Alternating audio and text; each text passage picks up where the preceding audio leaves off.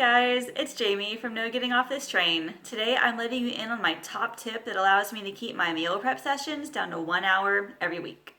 Now, if you've followed me for any length of time, you know that I'm obsessed with having healthy foods already prepared for the week.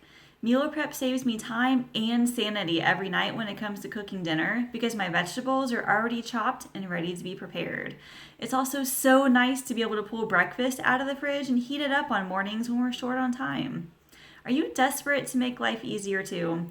If you've never done any sort of meal prep before, I highly recommend you check out my Meal Prep 101 post that's linked in the description. It goes over a step-by-step what meal prep is and how it can help you and your family make mealtime so much easier. So let's talk about my top meal prep tip. As moms, we just don't have a lot of time to do much of anything. That's why we need to maximize our time as much as possible. I have a young daughter myself, so I get it. So how do you prepare as much as you can in a small amount of time? My secret is a 3-step process that I do in order every Sunday afternoon. These 3 steps help me take advantage of my limited time and give us breakfast, snacks, and prepped veggies for the entire week. My 3 steps are baking, cooking, and chopping. First, let's talk about baking. If you want to make muffins for snacks or an oatmeal bake or egg casserole for breakfast, you'll want to prepare that first. These items take 20, 30 minutes to bake? When you put those foods in the oven first, you now have that time to make other things before the timer goes off.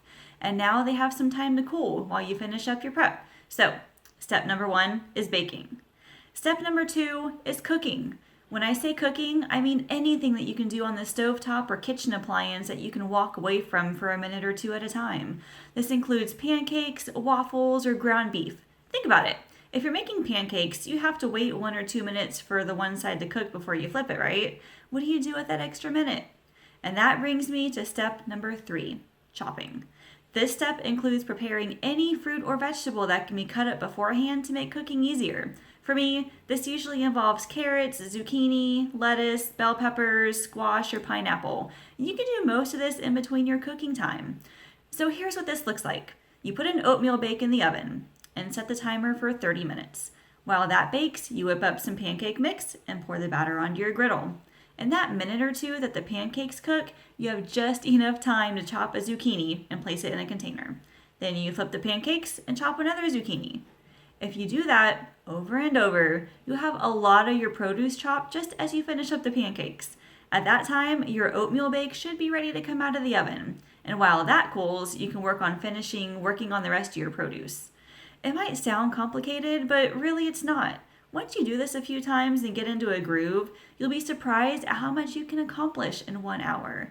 I attribute my meal prep success to this 3-step process, and I encourage you to try it too. If you need extra help, I've created some meal prep cheat sheets you can download for free. You can find a link to that in the description. I hope this gave you some encouragement that yes, you can do meal prep and you can do it in a short amount of time. But I do want to know, what's the hardest part of meal prep for you? And what would it make it easier? Leave me a comment and let me know. Thanks for watching.